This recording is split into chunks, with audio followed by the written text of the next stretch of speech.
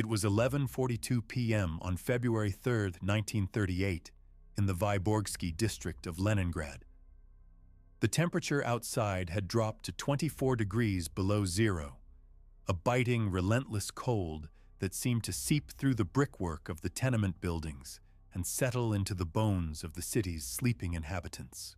Inside apartment 4B on Lesnoy Prospect, the air was thick with the smell of damp wool, stale tobacco, and the lingering, sulfurous odor of boiled cabbage from the communal kitchen down the hall. The apartment was silent, save for the rhythmic, heavy breathing of sleeping adults and the occasional groan of the settling floorboards. In the smallest room, partitioned off from the main living area by a heavy velvet curtain that had once hung in a pre-revolutionary theater, a single candle burned low. The flame flickered, casting long, dancing shadows against the peeling wallpaper. Hunched over a small, rough-hewn wooden table was 10-year-old Katya Volkov. She was wearing her woolen nightgown, her knees pulled up to her chest for warmth, her breath visible in small, ghostly puffs in the frigid air of the room. Katya was not asleep. She was working. In front of her lay a school exercise book, its cover made of cheap, gray cardboard, the paper inside coarse and pulpy.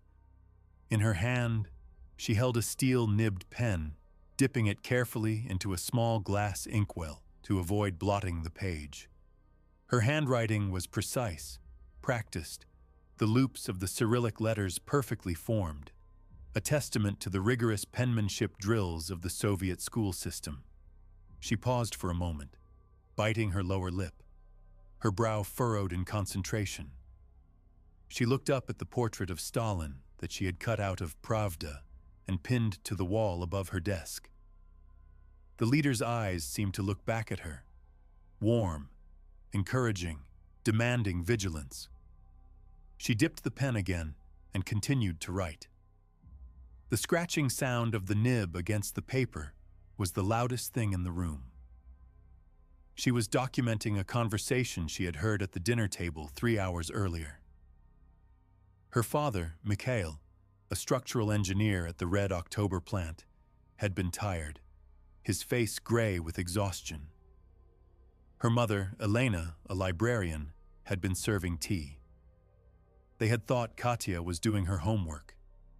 They had thought she wasn't listening. Katya wrote, "Father said that the new production quotas are impossible. He said that the party officials do not understand mathematics and that trying to meet the targets will cause the bridge to collapse. Mother told him to be quiet, but she nodded. She said that everyone is afraid." Katya blotted the page carefully. She read it over, feeling a swell of pride in her chest. It was a perfect entry. It was honest. It was vigilant. She closed the notebook, blew out the candle, and climbed into her narrow bed, clutching the diary to her chest like a favorite doll.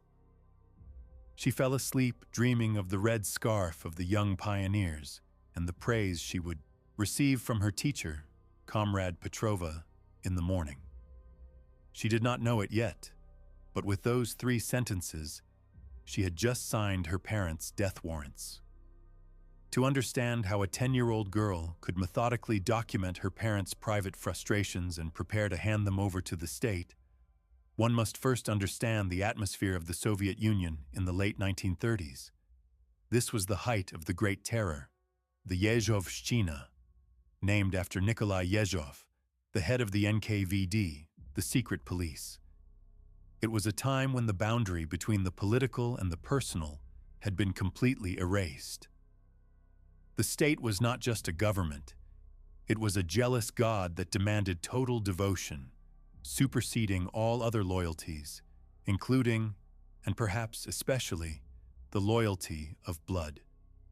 Leningrad in 1938 was a city living in a state of suspended animation, a collective holding of breath.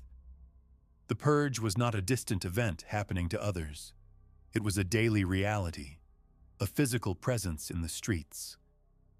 The Black Marias, the black unmarked vans of the NKVD, prowled the avenues at night, their engines the sound of doom. People slept with small suitcases packed by their doors, containing a change of underwear, a bar of soap, and a toothbrush, ready for the knock that could come at any hour. The architecture of the terror was built on information. The NKVD, despite its vast resources, could not be everywhere at once. It needed eyes and ears in every factory, every office, and every home. The state apparatus relied on a vast network of informants, stukaci, who fed the insatiable hunger of the bureaucracy for names, for crimes, for anti-Soviet agitation. But the most effective informants were not the paid agents or the coerced colleagues. The most effective informants were the true believers, those whose ideological purity had not yet been tarnished by cynicism or survival instinct. The state understood that the future of the revolution lay with the children. If the older generation was corrupted by the past, by bourgeois habits and sentimental attachments, the children were a blank slate. They could be molded into the perfect Soviet citizens. The education system was re-engineered to prioritize political consciousness above all else. History, literature, even mathematics were infused with ideology. But the most potent tool of indoctrination was the Young Pioneer Organization. Membership was technically voluntary, but practically mandatory for any child who wanted a future. The pioneers were the vanguard of the youth, distinguished by their red scarves, which symbolized the blood of the revolutionary martyrs. They were taught that their highest duty was to the party and to Comrade Stalin. They were taught that enemies were everywhere, wreckers, spies, saboteurs, hiding behind the masks of ordinary citizens. They were taught that vigilance was the ultimate virtue, and they were taught the story of Pavlik Morozov. Pavlik Morozov was the patron saint of Soviet childhood betrayal. According to the official hagiography, Pavlik was a 13-year-old boy who, in 1932, had denounced his own father to the authorities for hoarding grain and forging documents. His father was executed, and Pavlik was subsequently murdered by his vengeful relatives. He was celebrated as a martyr, a hero who loved the state more than his own family. Statues of him were erected in parks. Schools were named after him. Songs were written about his bravery. Every child in the Soviet Union knew his name. Every child was encouraged to be like Pavlik. For Katya Volkov, Pavlik Morozov was not a tragic figure. He was an idol. Katya was a serious, solitary child. In the chaotic, overcrowded world of the communal apartment, where 5 families shared a single kitchen and a single toilet, she sought order and purpose. The pioneers gave her that. They gave her rules, a uniform, a hierarchy, and a clear definition of good and evil. Her parents, Mikhail and Elena, were typical of the Leningrad intelligentsia of the time. Mikhail was 42, a man of precise habits and quiet demeanor. He had welcomed the revolution in 1917, believing in the promise of a scientific, rational society. But 20 years later, the rationality had been replaced by a terrifying absurdity. As an engineer, he dealt with the impossible reality of Soviet industry: quotas that defied the laws of physics, materials that never arrived, and managers who knew nothing of engineering but everything of party dogma. To fail to meet a quota was not incompetence. It was sabotage. To point out that a bridge would collapse if built with inferior steel was not prudence. It was anti-Soviet pessimism. Elena was 38, a woman who found refuge in books. She worked in the archives of the public library, a job that allowed her to retreat into the dusty silence of the past. She was more intuitive than Mikhail, more attuned to the shifting currents of danger. She knew that the walls had ears. In their communal apartment, the Volkovs shared space with the Kuznetsovs, a boisterous family of factory workers, and solitary old Mrs. Ivanova, who spent her days sitting by the window, watching the street. Elena constantly shushed Mikhail when he spoke about work, turning up the radio to mask their conversations. But they had a blind spot. They adored their daughter. They saw her as an innocent child, protected by her youth from the harsh realities they navigated daily. They encouraged her studies, praised her good grades, and bought her the red scarf she coveted. They did not realize that the daughter they tucked in at night was being systematically turned into an instrument of surveillance. They did not understand that in the eyes of the state, there was no such thing as a private family conversation. There was only information, either shared with the state or hidden from it. The mechanism of this specific betrayal began not with malice, but with a homework assignment. 2 weeks before the night of February 3rd, Katya's teacher, Comrade Petrova, had introduced a new initiative to the class. Petrova was a nervous woman in her early 30s, her eyes constantly darting to the door of the classroom as if expecting an inspection. She was under immense pressure. The district education committee had criticized her school for a lack of political engagement. She needed to demonstrate that her students were not just learning arithmetic, but were active participants in the class struggle. "Children," she had said, her voice high and tight. "The enemies of the people are cunning. They do not always look like monsters. Sometimes they look like our neighbors. Sometimes they look like our friends. It is our duty to help the NKVD protect our happy childhoods. For the next month, we will keep diaries of vigilance. You will write down instances where you see true Soviet behavior, and instances where you see confusion, or doubt, or criticism of our great achievements." She had handed out the gray notebooks. "This is not just homework," she added, her gaze sweeping over the rows of serious faces.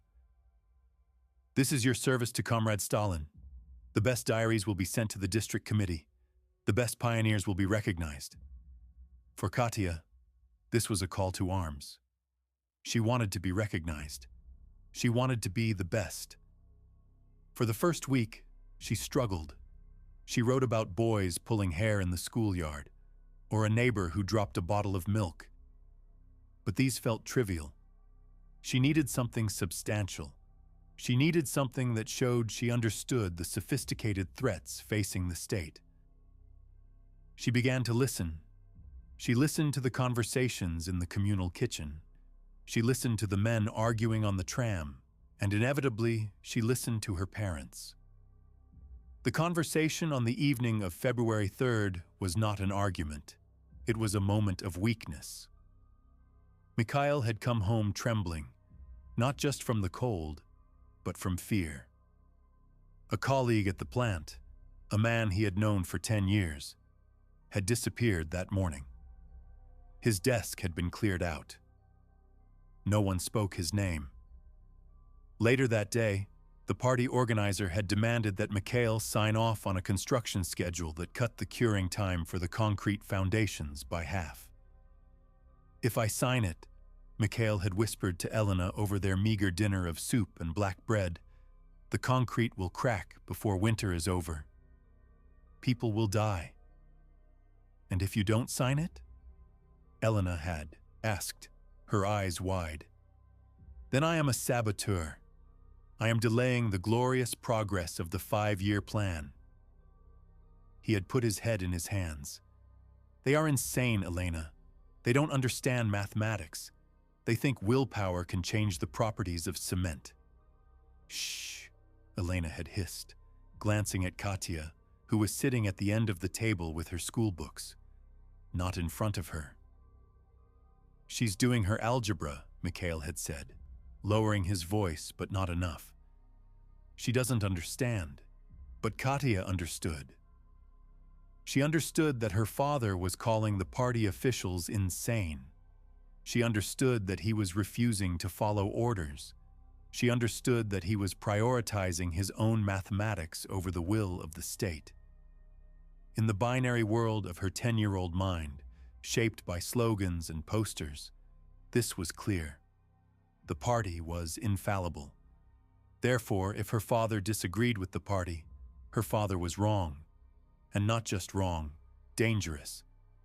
When she wrote the entry later that night, she did not feel she was betraying him. She felt she was correcting him. She believed, with the naive certainty of a child, that if the authorities knew, they would explain it to him. They would show him why he was wrong. She was helping him. She was saving him from his own confusion. The next morning, February 4th, Katya walked to school with the notebook in her satchel. The city was gray and frozen, the sky a low, oppressive sheet of steel. She arrived at her classroom early. Comrade Petrova was at her desk, organizing papers. "Comrade teacher," Katya said, approaching the desk and standing at attention. "I have completed my entry for the week." Petrova looked up, tired and distracted. "Put it on the pile, Volkov. I think this one is important," Katya said, her voice trembling slightly. "It is about the Red October plant." Petrova paused. The mention of the plant, a strategic industrial site, caught her attention. She took the notebook from Katya's hand. She opened it to the bookmark Katya had placed. She read the 3 sentences. Katya watched her teacher's face. She expected a smile, a nod of approval. Instead, she saw Petrova's face go pale. The teacher looked at the page, then at Katya, then back at the page. Her hand shook slightly. Petrova was terrified. She was holding a document that accused an engineer at a strategic plant of anti-Soviet agitation. If she ignored it, and it was discovered later that she had ignored it, she would be complicit. She would be accused of shielding an enemy. In the logic of the purge, failure to denounce was equal to the crime itself. She had no choice. To save herself, she had to act. "Go to your seat, Katya," Petrova said, her voice barely a whisper. You have done your duty." Katya sat down, a warm glow of accomplishment spreading through her chest. She watched as Petrova stood up, took the notebook, and walked quickly out of the classroom, heading toward the principal's office.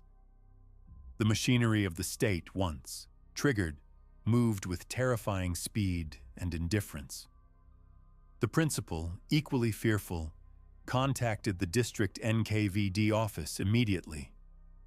By noon, the notebook was sitting on the desk of Junior Lieutenant Viktorov, a young investigator looking to meet his monthly quota for uncovering industrial sabotage rings. Viktorov did not care about the truth of the concrete curing times. He did not care about mathematics. He cared about the narrative. Here was evidence, written by an unimpeachable witness, a pioneer, the suspect's own daughter, that Mikhail Volkov was criticizing the party and predicting disaster. This was wrecking in its purest form, the psychological preparation for sabotage. By 4 p.m., a warrant had been typed up. By 6 p.m., a squad was assembled. The inflection point came at 2:15 a.m. on February 5th.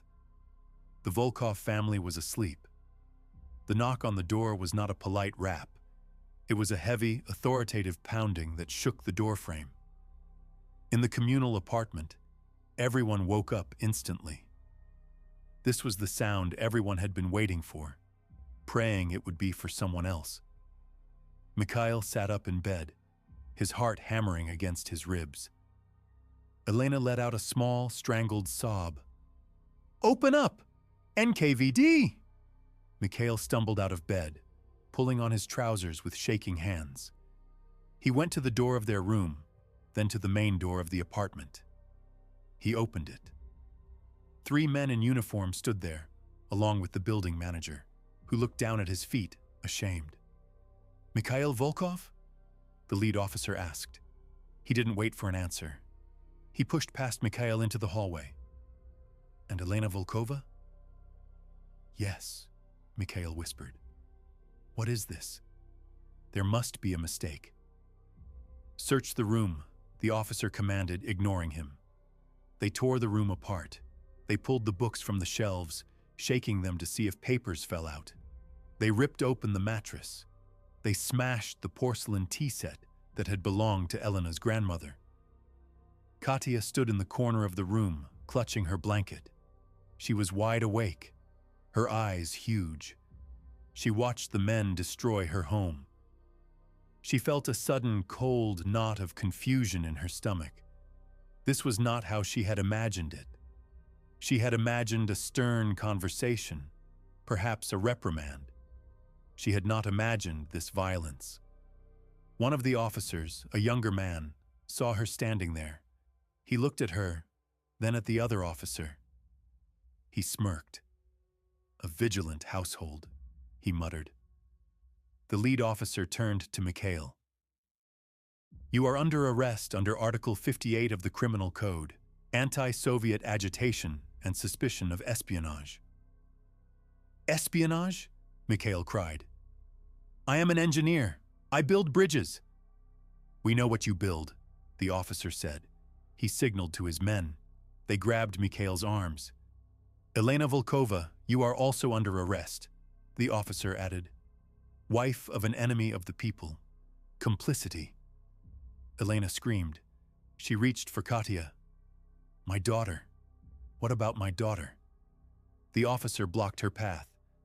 The state will take care of the child. Better than you did.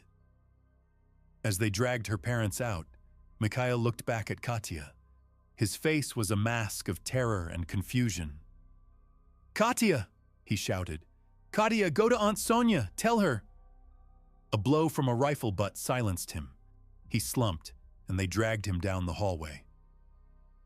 Elena was weeping, calling Katya's name over and over until the heavy door of the apartment slammed shut. Katya was left standing in the wreckage of the room. The silence that followed was deafening. The neighbors did not come out. No one offered comfort. To comfort the child of an enemy was to invite suspicion upon oneself. Katya stood alone in the cold, the smell of her father's spilled tobacco filling the air. She looked at the empty space where her notebook had been on the desk. For the first time, the warm glow of duty was replaced by a chilling, creeping horror. The consequences for Mikhail and Elena were swift and brutal. They were taken to the big house, the NKVD headquarters on Litani Prospect. They were separated immediately. Mikhail's interrogation lasted for 3 weeks. It was a conveyor belt of cruelty. He was deprived of sleep, forced to stand for days in a sandbox, a closet so small one could not sit or turn. He was beaten. But the breaking point was not the physical pain. On the 10th day, the interrogator, a man with tired eyes and the smell of cologne masking the scent of sweat, sat down across from him. He opened a folder and pulled out a gray school notebook. Do you recognize this? The interrogator asked. Mikhail squinted. It looks like my daughter's school book. It is, the interrogator said. He opened it to the page with the bookmark. Read it. Mikhail read the entry. Father said that the party officials do not understand mathematics. He read it twice. The words swam before his eyes. His own daughter, his Katya. She is a good Soviet girl, the interrogator said softly. She sees what you are. She did her duty. Are you going to call your own daughter a liar, Volkov? Something inside Mikhail broke. The will to resist evaporated. If his own child had condemned him, what was the point of fighting? The world had gone mad. There was no logic left, no mathematics that could explain this. He signed the confession. He admitted to being part of a Trotskyist, Zinovievist terrorist center. He admitted to planning to sabotage the bridge. He admitted to everything they put in front of him. Elena was not shown the diary. She was simply told that her husband had confessed and implicated her. She signed nothing, but it didn't matter. Under Order 00486, wives of traitors to the motherland were automatically subject to arrest and imprisonment. The trials were a formality, lasting less than 20 minutes each. There were no defense lawyers, no witnesses, only a tribunal of 3 officers, a troika. Mikhail was sentenced to 10 years without right of correspondence. In the euphemistic language of the Great Terror, this almost always meant execution. However, because the state needed engineers for its slave labor projects, Mikhail was spared the bullet. He was sentenced to 25 years of hard labor. He was sent to Kolyma, the vast network of camps in the far northeast, the land of White Death. Elena was sentenced to 8 years in the Algiers camp, the Akhmalinsk camp for wives of traitors to the motherland, in the steppes of Kazakhstan. And what of Katya? The morning after the arrest, 2 women from the Department of Education arrived at the apartment. They told Katya to pack her things. She was not sent to Aunt Sonia. Relatives were often too terrified to take in the children of enemies, and the state preferred to take custody to ensure the re-education was complete. Katya was taken to orphanage number 12, a facility specifically designated for the children of the purged. It was a grim, austere building on the outskirts of the city. Here, the children were stripped of their pasts. They were often given new surnames. They were taught that their parents were criminals who had tried to destroy the Soviet paradise. But Katya's case was special. Because she had been the informant, she was not treated as a potential traitor, but as a tragic hero. The director of the orphanage, a stern woman named Comrade Zoya, called Katya into her office on the first day. "You have done a brave thing, Ekaterina," she said. "It is a hard thing to cut out the rot from one's own life. But you have chosen the family of the Soviet people over the family of blood. You should be proud." Katya nodded, but she did not feel proud. She felt a hollowness that seemed to expand with every passing day. Life in the orphanage was a regimented existence of hunger, cold, and endless political lectures. But for Katya, the true torture was internal. She kept the secret of what she had done from the other children. Most of them wept for their parents at night, whispering their names into their pillows. Katya lay awake, staring at the ceiling, replaying the moment she handed the notebook to Petrova. She tried to summon the feeling of righteousness, the image of Pavlik Morozov, but it wouldn't come. Instead, she saw her father's face as he was dragged away. She saw the smashed tea set. The system that had demanded her loyalty had destroyed her world, and it had used her own hand to do it. Years passed. The war came, the blockade of Leningrad. Katya survived, evacuated with the orphanage to the Urals. She grew up, finished school, and became a nurse. She never saw her parents again. It was not until 1956, 3 years after Stalin's death, during the Khrushchev thaw, that the truth of their fates was confirmed. Mikhail had died in Kolyma in 1942, of starvation and exhaustion, burying timber in the frozen earth. Elena had survived her 8-year sentence, but was forced to remain in exile in Kazakhstan. She died of tuberculosis in 1949, alone. Katya, now a woman of 28, petitioned for their rehabilitation. She received the official certificates in the mail. The case against Mikhail Volkov has been reviewed.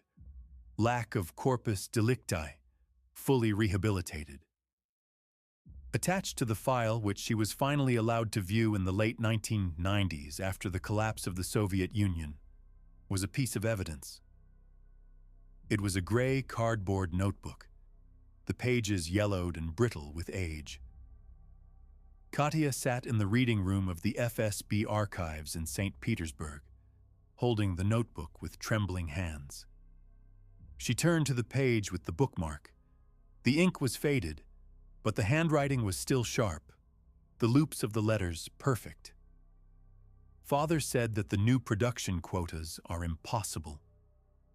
She stared at the words.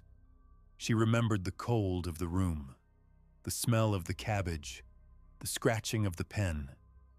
She remembered the desire to be good, to be accepted, to be safe. She realized then, with a clarity that shattered her heart, that the regime had not just stolen her parents' lives, it had stolen her soul. It had tricked a child into murdering the people she loved most in the world, all for the sake of a bridge that was never built and a quota that was never real. The tragedy of Katya Volkov is not just a story of a family destroyed. It is a forensic examination of how a totalitarian state dismantles the most fundamental unit of human society. It shows us that the ultimate power of such a regime lies not in its prisons or its secret police, but in its ability to colonize the minds of the innocent. By weaponizing a child's natural desire for approval and order, the state turned love into a liability and trust into a trap. Katya lived the rest of her life in a small apartment in St. Petersburg, not far from where she had grown up. She never married, she never had children. She kept the notebook in a drawer by her bed, a physical artifact of the moment she lost everything. She died in 2008, the last witness to a crime she committed, and a victim of the very vigilance she had so desperately tried to uphold. In the end, the diary entry did not save the bridge, nor did it save the state. It only left a silence where a family used to be, a silence that echoed for 70 years.